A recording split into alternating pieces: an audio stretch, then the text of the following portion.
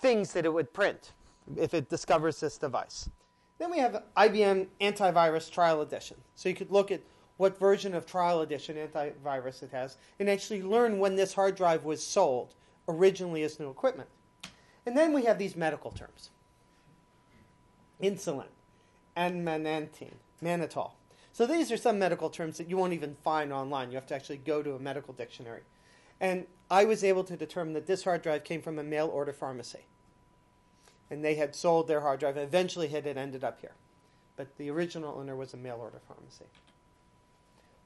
So back in 2003, Abhishalat and I published our first paper on this project, where we published the initial data findings of the first 150 drives that we analyzed. And we said, look at all the data we found. We found thousands of credit card numbers, financial records, trade secrets. Nothing military that we were able to identify. But we didn't look for the cause of why the data was there. We had some hypotheses, but there was enough. But why don't we hear more stories about people finding data on used hard drives? There's about 1,000 used hard drives a day being sold on eBay. So that's only 350,000 a year or so. But why don't we hear more of these stories? So one reason might be that most of the hard drives being sold are properly cleared. And another hypothesis might be that these disclosures are so common that they're just not even newsworthy anymore. And I don't think that either of those are correct. I think the third one's correct, that most drives sold are not properly cleared, but most people don't notice the data that these drives contain.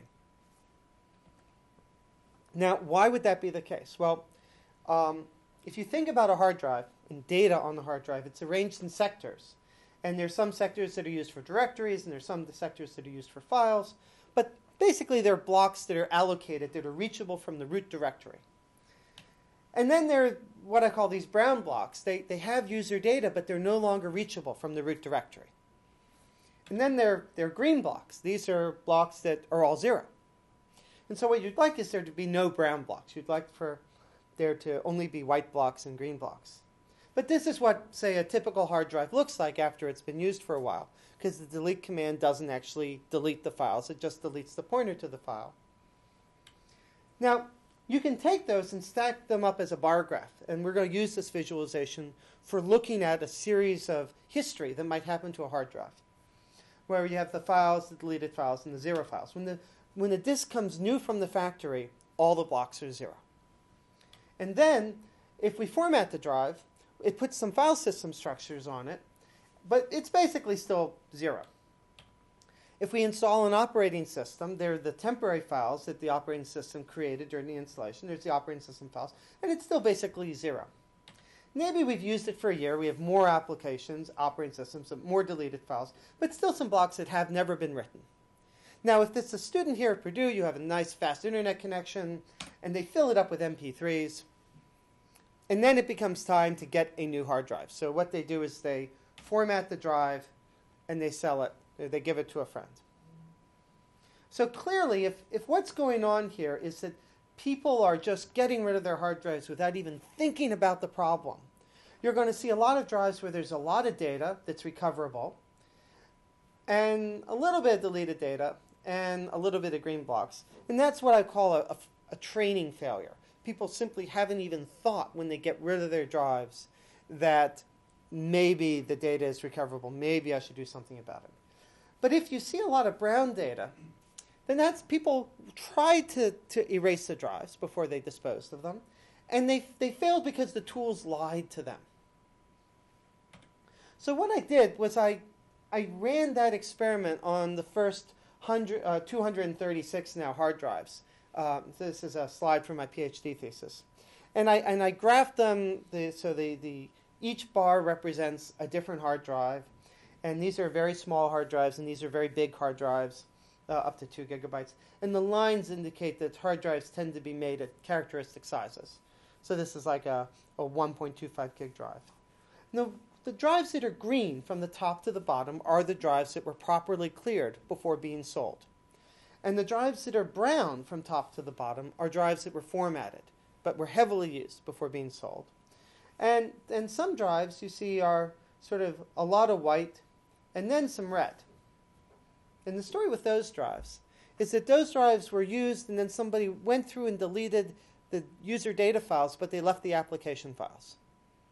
And they left the application files as, I guess, a present for the next owner of the drive.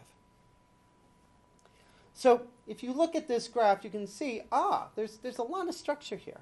You know, like there are all these drives here, they're all green. Those were all properly sanitized. Well, I can tell you that they all came from the same company. That company had a policy of when they sold their drives on the used market, they cleared them.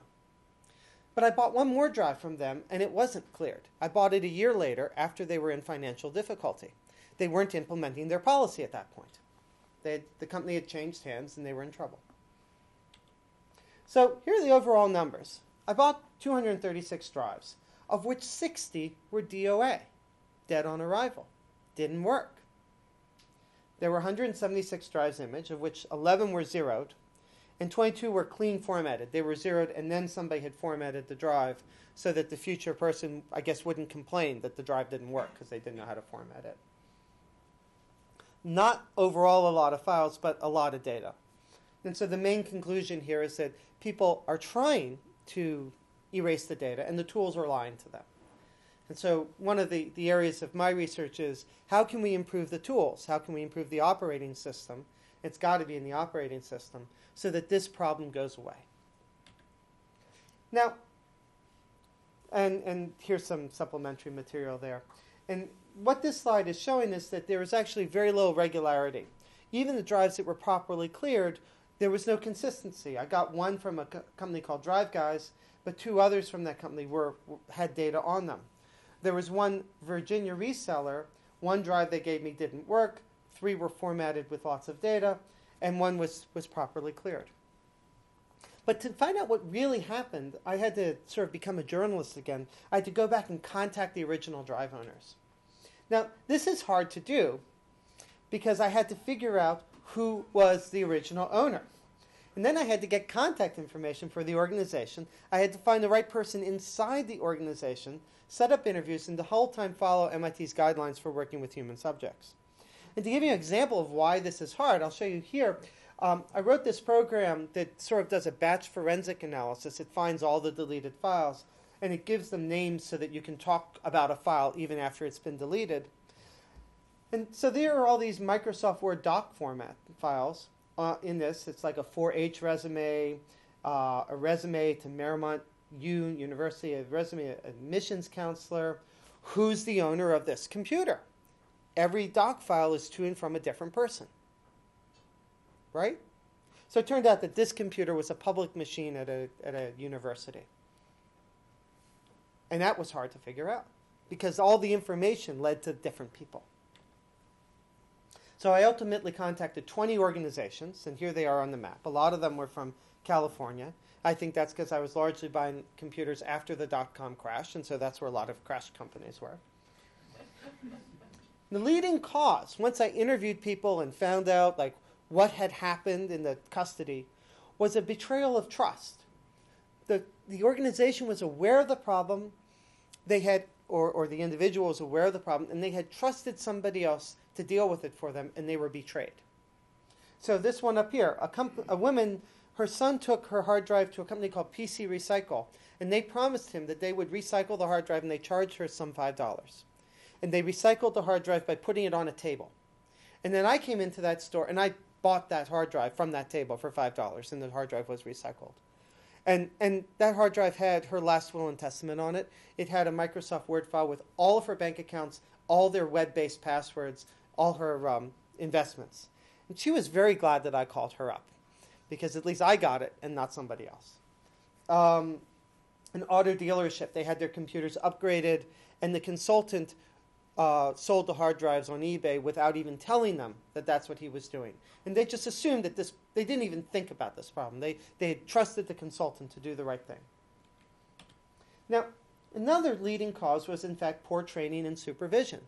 I found a hard drive that was from an ATM machine from a bank in Chicago.